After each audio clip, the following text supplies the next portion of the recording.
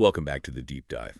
We've been charting the course of the Apollo program, haven't we? From the big picture overview through the tragedy of Apollo 1 and then that incredible powerhouse launch of Apollo 4. Yeah, the Saturn V finally showing what it could do. Exactly.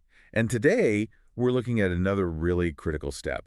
Maybe not as, headline grabbing as a crewed mission, but Yeah, absolutely fundamental. definitely essential. We are diving into Apollo 5.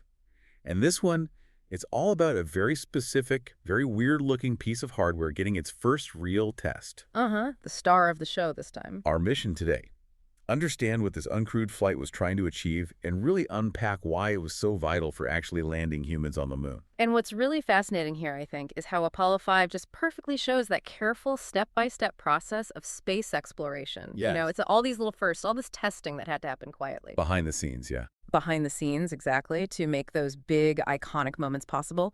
We'll be looking at sources like the main Apollo program overview and Apollo by the numbers to get the details. Okay, let's unpack this then. Our Apollo program source, it clearly says the main goal for uncrewed Apollo 5 was that first test flight of the lunar module, the Right. LM. Yep. Now, we've touched on the Apollo setup before command module, service module. Mhm. But the lunar module, the LM, that was something else entirely, wasn't it? What made it so different that it needed its own dedicated test flight like this?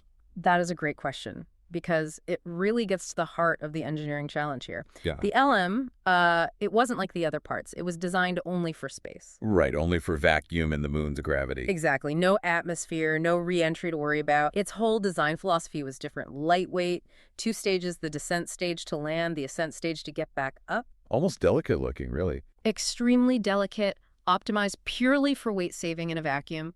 The engines, too, especially that descent engine, had to be throttleable, for a soft landing. That kind of control was completely new. So Apollo 5 being uncrewed, that wasn't just caution. It really underlines how much they didn't know, how much they had to prove about this completely novel machine. Absolutely. It was the first time the LM itself would operate as a complete system in space. They were testing everything, the engines, the structure, the navigation. Could it actually do the maneuvers needed for landing and takeoff? Which raises that question again, why not just test it with Apollo 4? That Saturn V was huge. Surely it could carry the LM. Well, Apollo 4 was about the launch vehicle, getting things to space. Apollo 5 was about operating in space, specifically performing those critical LM unique functions. You couldn't really test landing maneuvers properly, just bolted onto a Saturn V upper stage. Oh, okay. Plus, the LM's mission profile was so complex. We're talking engine firing, structural loads during those firings, and crucially, that staging event. Staging. What exactly do they need to test there? Okay, so Apollo by the numbers gives us some great detail here. They needed to test the descent engine throttling, basically simulating parts of the landing sequence. Then, this critical fire in the hole test. Fire in the hole. Sounds dramatic. It was. They ignited the ascent engine while it was still attached to the descent stage, just like it would on the moon, potentially, if things didn't separate perfectly. They had to know the ascent engine could still get the crew off. Wow. Okay.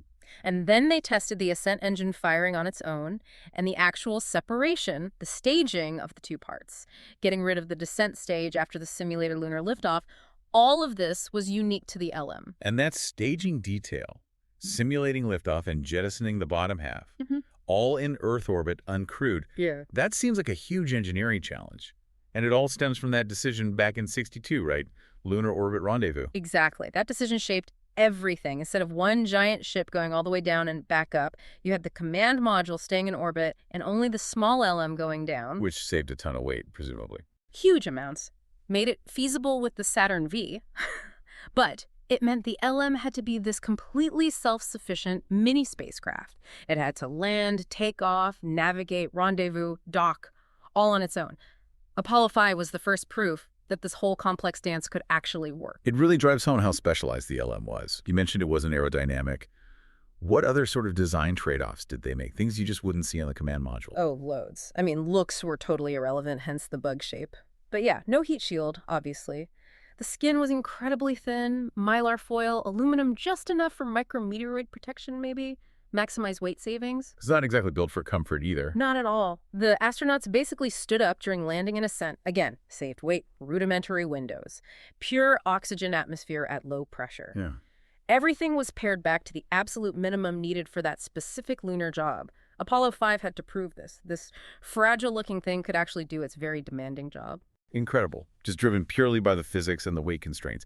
So how did it go? Did Apollo 5 actually perform? Was it a smooth first flight, or did they run into issues? Well, like most first flights of something this complex, it wasn't perfect, but it was successful in what it needed to do. Apollo by the numbers confirms this. They did hit a snag. Oh, what happened? During that fire-in-the-hole test, the descent engine actually shut down too early, cut off a few seconds sooner than planned. Was that bad? Yeah. A major failure? It turned out to be a software issue. A timing parameter in the guidance computer wasn't set quite right for the test sequence they were running. It wasn't a fundamental flaw with the engine itself, but it definitely highlighted something important. Which was? The absolute need for incredibly thorough software testing and verification. A tiny programming oversight could, have huge consequences down the line. So they found it, they understood it, they fixed it for later missions. So a valuable lesson learned then. Extremely valuable. And importantly, the ascent engine fired perfectly, the staging worked exactly as planned. So the core concepts, the fundamental design, were proven sound. It just needed that software tweak. It did exactly what an uncrewed test should do. Find the problems safely. That's a perfect example of that iterative process you mentioned. Yeah. Not aiming for instant perfection, but for learning, adapting, building confidence. Precisely. So this flight, Apollo 5, with its successes and those instructive glitches, it really feels like the bedrock for actually getting to the moon, doesn't it? Not just getting into the lunar environment, but being able to operate there, do the science, and get home. It validated the whole landing strategy. Absolutely. Without the data and the confidence from Apollo 5, the program stalls right there. You can't responsibly send crews to try landing without knowing the lander itself works. It was completely indispensable for moving forward to crewed LM flights like Apollo 9, and then, of course, the landings themselves. And, on that bigger scale, proving this technology worked was crucial for demonstrating that U.S. capability during the Cold War, too. Yeah, that national prestige aspect again. It was all tied together. So for you listening, maybe think about this. Every huge achievement, every giant leap is really built on these smaller, incredibly complex, maybe less glamorous steps. The real drama for Apollo 5 wasn't astronauts in peril. It was engineers watching data streams, hoping their calculations were right, hoping this strange machine would perform as designed. Right. It's the quiet heroism of engineering, in a way. And you see that everywhere, don't you? You really do. Think about, developing a new app or designing a bridge or even a new medical procedure. There's always that phase of testing, prototyping, simulations, the stuff that happens before the big reveal. It's often unglamorous, but it's absolutely vital. Apollo 5 was that critical validation step for the moon landings. Testing is where you build reliability. Well said. And that brings us to the end of our deep dive into Apollo 5. A mission that maybe doesn't get the spotlight, but was utterly pivotal. Uncrewed, yes, but it laid the foundation for everything that followed. We saw how testing this unique lunar module, glitches and all, was inseparable from the whole grand Apollo ambition. Yeah, it really solidified that core piece of the puzzle, which, naturally leads you to wonder, okay, they've tested the LM in Earth orbit. What were the next big hurdles? What challenges were still waiting for NASA as they started thinking about putting crews in this thing and heading out towards the moon? A great question to ponder.